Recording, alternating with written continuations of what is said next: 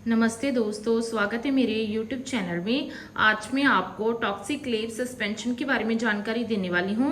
हम इस वीडियो में जानेंगे कि इसमें क्या कंपोजिशन पाए गए हैं, इनको किन कंडीशन में पेशेंट में यूज किया जा सकता है, इसका वर्क क्या है, इसके डोज क्या है, इसके साइड इफेक्ट्स क्या हैं और इसकी सेफ्टी एडवाइस क्या है।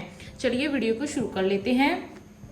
सबसे पहले हम जानते हैं कि जो टॉक्सिक क्लेव सस्पेंशन है इसमें क्या कंपोजिशन पाए गए हैं। जो टॉक्सिक क्लेव सस्पेंशन है इसमें जो ईच 5 ml है उसमें जो अमोक्सिसिलिन ट्रीहाइड्रेट है ये 200 mg पाया गया है और दूसरा इसमें जो क्लेवनिक एसिड है ये 28.5 mg पाया गया है। इसकी प्राइस की बात करें तो इसका जो प्राइस है वो है मात्र 67 रुपीज़, 67 रुपीज़ और ये फ्रैंकलिन कंपनी द्वारा मैन्युफैक्चरिंग किया गया है और ये सिर्फ पीडियाट्रिक यूज़ करने वाली मेडिसिन है, मीन्स बच्चों में दी जाने वाली मेडिसिन है। अंदर से पैकिंग की बात करें तो आपको जो कांच की बोतल में अवेलेबल हो जाएगा। आपको इसकी 1 पैकिंग में 3.3 ग्राम का पाउडर विद 30 ml आपको स्टरलाइट वाटर मिल जाएगा। इसको खोलने के बाद इसमें डिसॉल्व करके ही आपने इस मेडिसिन को अपने बच्चे को देना है। हमेशा मेडिसिन यूज करने से पहले इसको अच्छी तरह से शेक और मिक्स कर लेना है। चलिए अब हम इसके वर्क के बारे में जानते हैं कि इसमें जो कॉम्पोजिशन पाए गए हैं उनका वर्क क्या है। जो टॉक्सिक क्लेव है ये 2 डिफरेंट कंटेन्स में पाई गई मेडिसिन है जिसमें कि अमोक्सिसिलिन एंड क्लेवनिक एसिड पाया गया है जो कि वर्क टुगेदर करते हैं, किल करते हैं बैक्टीरिया को जिसके कारण इन्फेक्शन होती है। अमोक्सिसिलिन एक पेनिसिलिन की क्लास का एंटीबायोटिक है जो कि बैक्टीरिया को किल करके बैक्टीरियल इन्फेक्शन को ठीक करने का कार्य करता है। और दूसरा इसमें जो पोटेशियम क्लेवोनेट है ये एक बीटा लैक्टमस इनहिबिटर ड्रग है जो कि बीटा लैक्टमस जिंक को इनहिबिट करके एंटीबायोटिक के कार्य को बूस्ट करता है। चलिए अब हम इसके यूजेस के बारे में जान लेते हैं कि इसे किन कंडीशन में पेशेंट में यूज किया जा सकता है। जो टॉक्सिक क्लेव सस्पेंशन है इसका use treatment of resistant tuberculosis, इसमें क्या होता है जो मल्टी ड्रग रेसिस्टेंट एमडी या ट्यूबरकुलोसिस होता है इसमें पॉजिटिव बैक्टीरिया होता है एंजाइम को प्रोड्यूस करता है जिससे कि लैक्टमस कहते हैं। जे एंजाइम ब्रेक डाउन करता है एंटीबायोटिक को जिससे कि वो इनएफेक्टिव हो जाता है।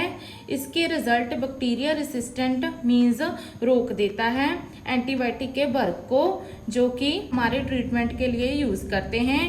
यहाँ पर जो नेट है ये स्टॉप करता है एंजाइम को ताकि जो अमोक्सिसिलिन है वो इनफेक्टिव ना हो और जो अमोक्सिसिलिन का वर्क है वो करने लग जाता है टुवर्ड ये किलिंग करता है ट्यूबरकुलोसिस कॉजिंग बैक्टीरिया को।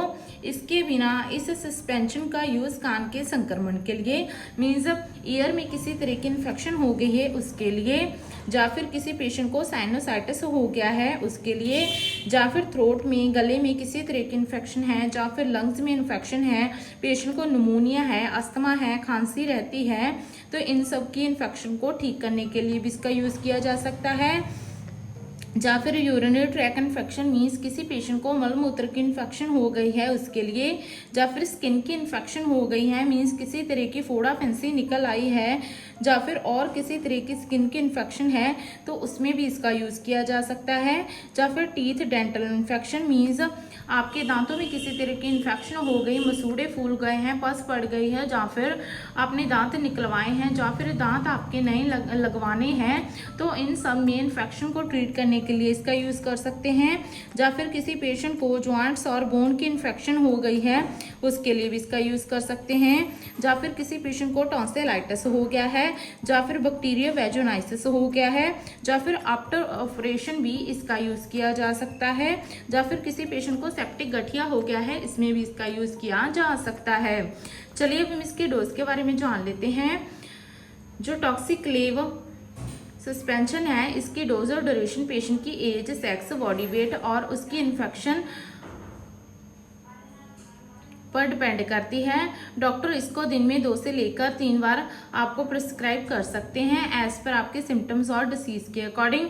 डोज पर हमेशा स्ट्रिक्ट रहना है, उसके टाइम पर ही उसके भी कैसे इसे बच्चे को देनी है। इस मेडिसिन को विद और विदाउट फूड भी दे सकते हैं। ज़्यादा बेटर रिजल्ट के लिए आप खाना खाने के बाद इसको दे सकते हैं ताकि बच्चे का जो स्टमक है वो अपसेट ना हो। अगर आपका बच्चा इसके लेने के बाद 30 मिनट के बाद अंडर ही वॉमिटिंग कर देता है तो प्लीज़ बच्चे को पहले काम करें और रिपीट करें डोज को। कभी भी डबल डोज ना दें, मीन्स सेकेंड डोज के टाइम पर मेडिसिन रिपीट ना करें।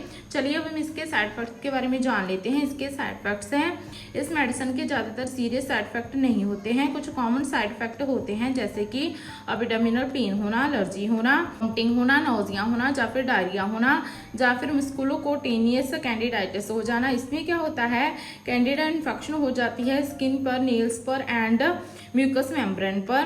अगर आपको ये साइड इफेक्ट गंभीर रूप में नजर आए तो अपने नीली डॉक्टर के साथ संपर्क जरूर करें।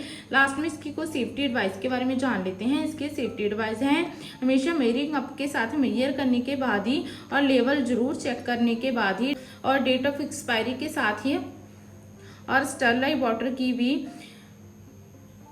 एक्सपायरी चेक करने के बाद इसको अच्छी तरह से पाउडर में डिजोल्व करने के बाद ही शेक कर कर बच्चे को देनी है। डॉक्टर को प्रॉपर हिस्ट्री दें। अगर आपके बच्चे को पहले भी किसी तरह की एलर्जी हुई थी या फिर हार्ट की प्रॉब्लम है, ब्लड डिसऑर्डर है, एयरवे ऑब्स्ट्रक्शन की प्रॉब्लम है या फिर जीआई प्रॉब्लम है या फिर स्किन का किसी तरह का डिसऑर्डर है, विद डॉक्टर प्रिस्क्रिप्शन खुद से यूज इसका ना करें। अगर आपके बच्चे को मेडिसिन लेने के बाद इमीडिएटली ईचिंग होती है, या फेशियल स्पेलिंग होती है या फिर डिफिकल्टी इन ब्रीदिंग होती है तो डॉक्टर के साथ संपर्क जरूर करें। ओवरऑल जाने तो जो डॉक्सीक्लेव सस्पेंशन है इसका यूज किसी भी तरह की होने वाली infection, tuberculosis, asthma, pneumonia, skin की इन्फेक्शन, टीथ की इन्फेक्शन, बोन्स की इन्फेक्शन, तो इन सब में इसका यूज किया जा सकता है। आशा करती हूँ कि आपको मेरी दी गई जानकारी अच्छी लगी होगी। अगर दी गई जानकारी अच्छी लगी हो तो वीडियो को लाइक कर देना, शेयर कर देना और चैनल को सब्सक्राइब कर देना। धन्यवाद।